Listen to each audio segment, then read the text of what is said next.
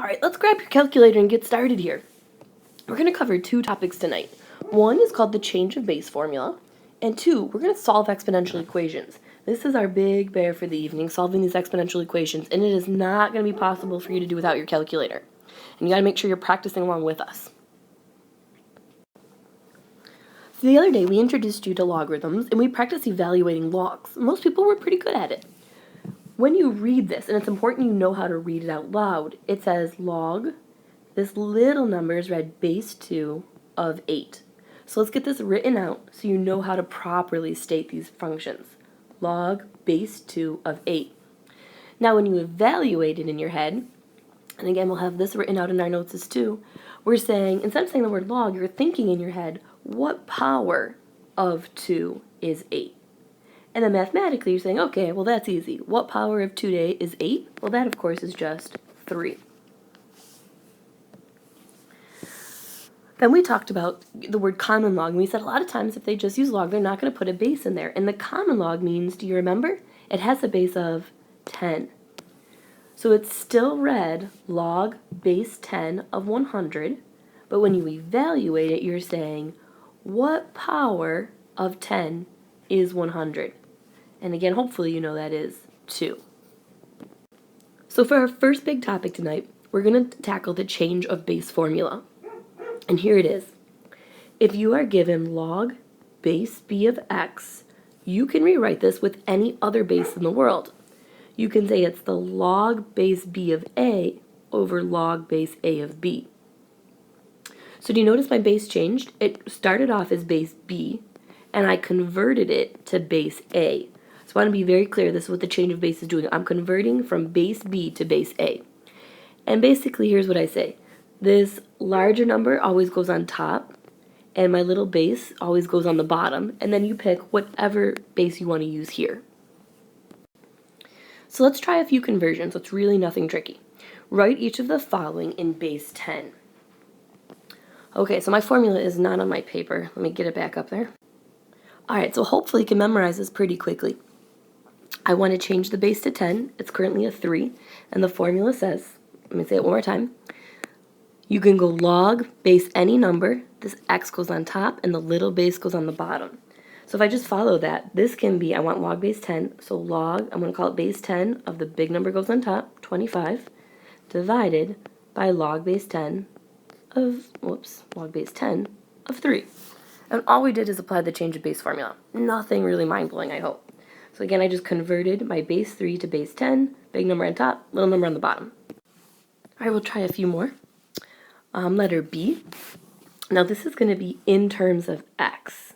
So I'm going to say in terms of x, because notice if there's an x here, we're going to have an x in our problem. So again, I want to convert to base 10.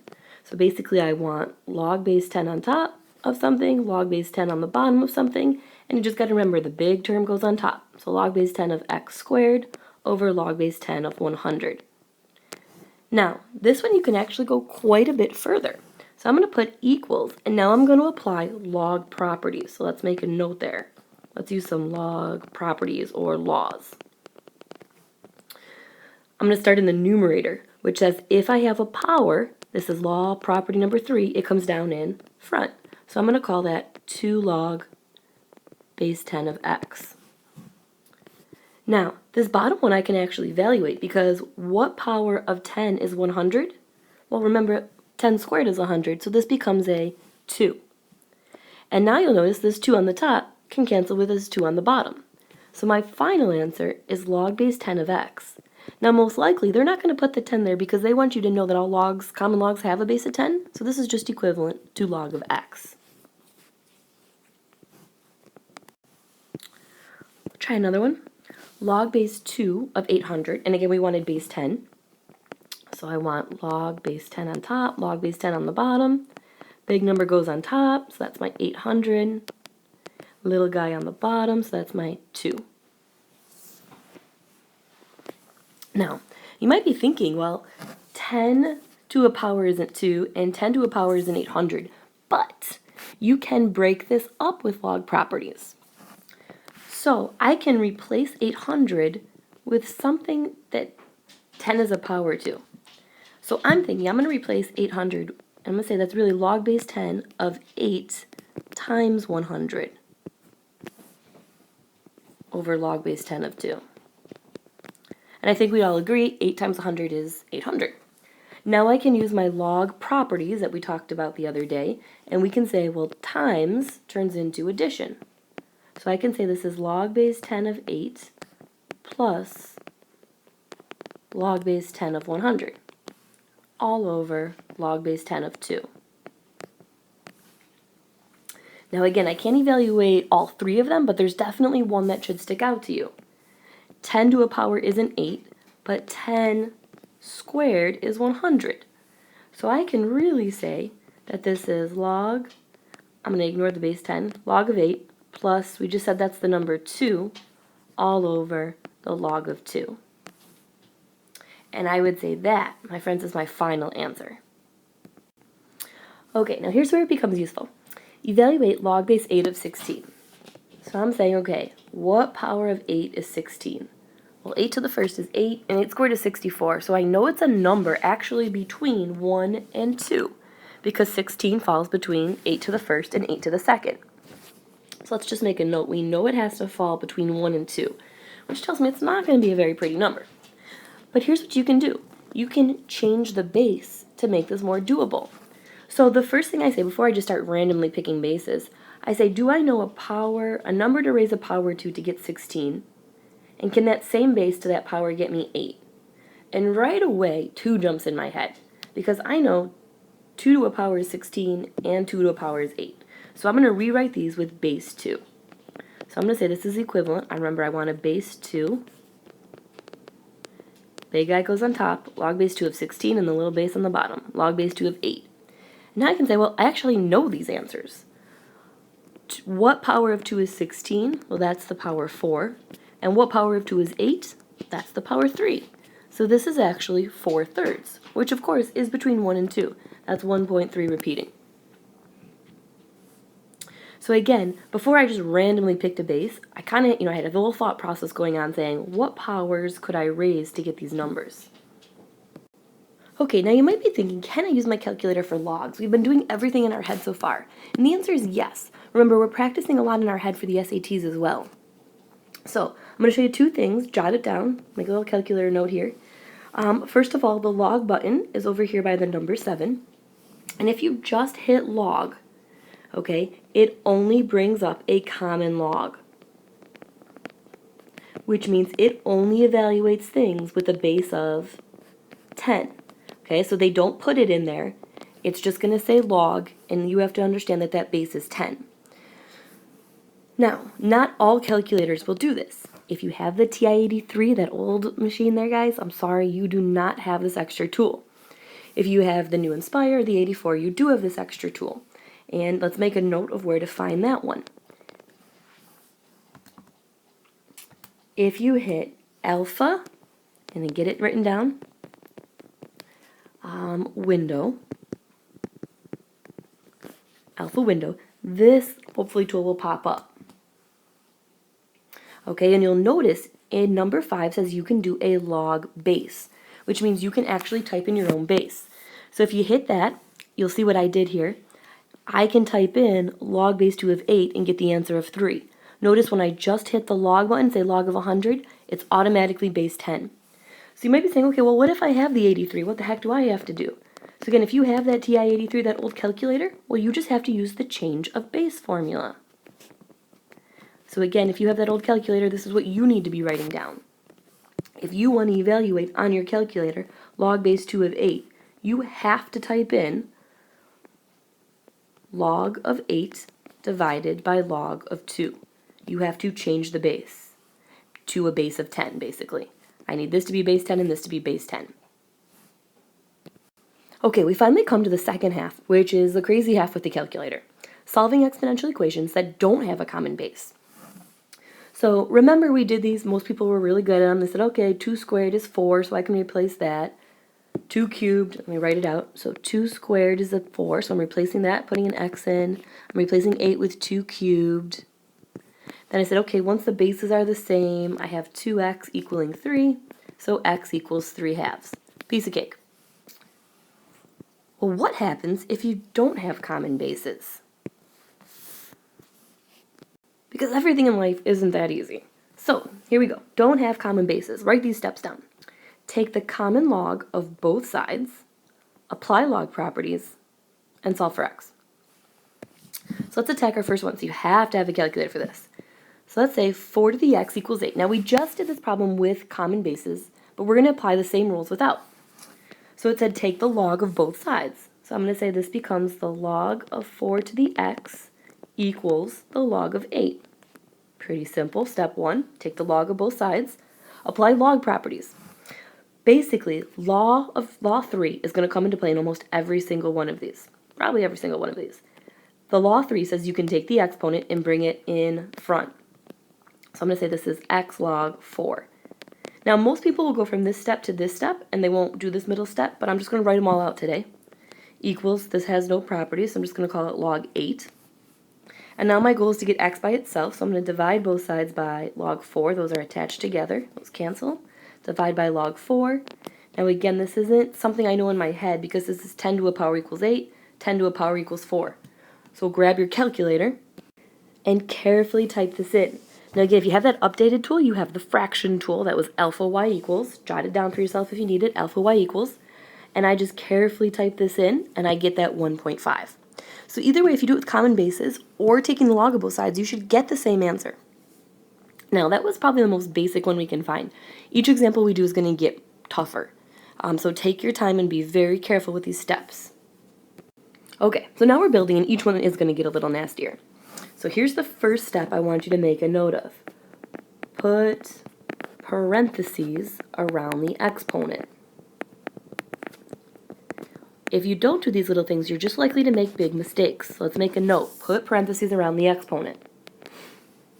They won't do it for you. So let's apply the log properties. So I'm going to say log of 6 to the quantity x plus 3 equals log of 50. So I've taken the log of both sides. Now here comes that log property. The whole exponent in parentheses has to come down in front. X plus 3 in parentheses, log of 6 equals log of 50. Now remember, your goal is to get the x by itself, so just do order of operations. Your gut hopefully is saying this says times, so the only way to move something over is to divide log of 6 over. Now I'm left with the quantity x plus 3 equals the log of 50 divided by the log of 6. So at this point, I'm probably typing that in my calculator. So I'd like you to do the same thing. We're going to do a ton of storing because, like I said, these are going to get nasty. So you're going to type this in, store it into alpha A, hit the store button, and then find the letter A. And then I'm going to say, okay, so x plus 3 equals A, and I'm going to subtract 3 because I see a plus sign. So x equals my alpha A minus 3. So hopefully you can see this picture of my work. I took that log, I stored it into A, just hit the store button, alpha A, there it is. And then I said, okay, my next line is going to be A minus 3, so I had alpha A minus 3. There's my answer. And I think we said nearest hundredth, so x equals negative 0.82. Okay, so again, we're getting uglier. What I want you to do, and we did this earlier in the year, is I want you to box in just the term the exponent is sitting on. So I would say this x is only on the number 2. That means before you can take the log of both sides, you got to boot everybody else out to the other side. So just order of operations, the first thing I would do, of course, is add 3. So I have 4 times 2 to the x. I'm going to keep that in a nice box, equals 20. And then I'm going to divide both sides by 4. So 2 to the x equals 5. Now you can use the law of logs to solve this. So again, I just want to stress, maybe make a little star. Note for yourself, you have to get this term by itself first. Again, I'm just going to take the log of both sides. So the log of 2 to the x equals the log of 5. Use my log properties. X log 2 equals log 5. Divide both sides by log 2. So I'm going to get log of 5 over log of 2. And yeah, you can type that in your calculator and compare an answer. All right, again, a little uglier. We're going to do 2 things this time. Again, I want to box in just the term that exponent's sitting on. Okay, so it's just on that term. And I also don't want you to wrap that exponent in parentheses. Okay, anytime there's more than one term, one x up there, you want to make sure you wrap it up. So first move, of course, this says times 17, so I'm going to divide by 17. So I've got 5 to the x over 3, I'm going to leave that in parentheses, equals 4 over 17. Take the log of both sides. So the log of 5 to the x over 3 equals the log of 4 over 17. Use that log property, bring that exponent in front. So again, notice my parentheses. X over 3 times the log of 5 equals the log of 4 over 17. Oops. All right, my goal is to solve for x, so hopefully you're saying, okay, that times turns to division, so I'm going to divide out my log of 5. Divide out my log of 5. I have x over 3 equals this number. So what I want you to do is take that number and store it into alpha a. So the log, use your calculator, store it into alpha a. So I'm going to say this whole equation equals a. Now to solve for x, it's very simple. I'm just going to, well, you can think of it as two ways. You can multiply both sides by what to get x by itself, or you could think of it as a cross multiply. Put this term over 1 and simply cross multiply. X equals 3 times a. So again, this is stored into a. I'm just hitting 3 times a, and bam, you've got your answer. All right, now this one's super ugly. Again, step 1, anytime there's more than one term, wrap those parentheses in exponents. Okay, now, notice there's x's on both sides. That's why this one's hideous. Let's take the log of both sides. So log of 2 to the x plus 1 equals the log of 3 to the 1 minus x. Law of logs, bring that exponent down in front. Times log of 2 equals 1 minus x times log of 3. Now, here's the trick that you have to do. Watch closely. You can't just divide log of 2 over, because this is being multiplied together. It's not like you're just going to subtract this and bring it over then. So that's why this is a little tricky. What you have to realize is that you're just multiplying. These are just terms. This is basically one number times this quantity. Think of it like off to the side here, 4 times x plus 1. What does your gut tell you to do with that 4? Hopefully it says distribute. Same idea. I'm just going to take log of 2 and distribute. So I'm going to say I get x times the log of 2 plus the log of 2 equals, same idea, I'm just going to distribute, log of 3 minus x log of 3. And again, the reason I did that in this one and not the other ones is because there's x's on both sides. So now I want to get anybody with an x on one side, so I'm going to leave this x log 2 here. I'm going to move that to this side, and I'm going to move this guy over to the other side. So I'm going to add x log 3. Right, I'm just adding this to the other side, and then that equals log 3, and I'm subtracting this to the other side, so minus log 2. Okay, so now I'm at least closer to getting the x's by themselves. You'll notice that both of these terms have x's. So pretty much what all math seems to keep coming back to these days is to factor. You can pull out a GCF of an x. So if I pull out an x, I get log of 2 plus log of 3 equals the log of 3 minus the log of 2. And lastly, I'm just going to divide by that whole quantity because that says x times. I'm going to divide both sides by the log of 2 plus the log of 3.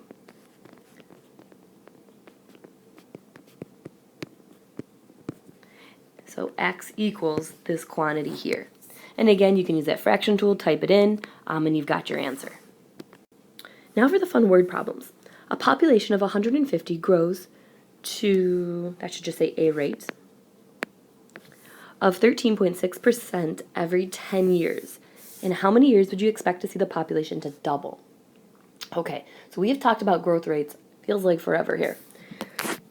So I'm going to start with, not that, I'm going to use P of t, because since we're talking about population, so let's say P of t equals, remember you start with your initial, so 150, and then notice it says grows, so I'm going to say 1 plus 13.6% is actually going to be 0.136 raised to, now here's where it gets tricky.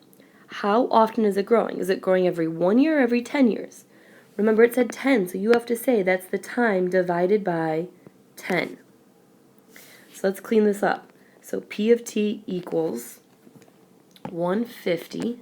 1 plus 1.36 is 1.136 raised to the t over 10.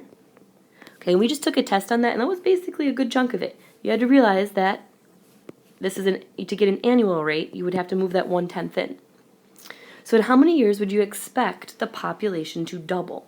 Well, if our current population is 150, if I want it to double, that means I would want my population to equal 300. So are we solving for P of t or t? Well, it says in how many years, so I'm solving for t. That means this function has to equal 300.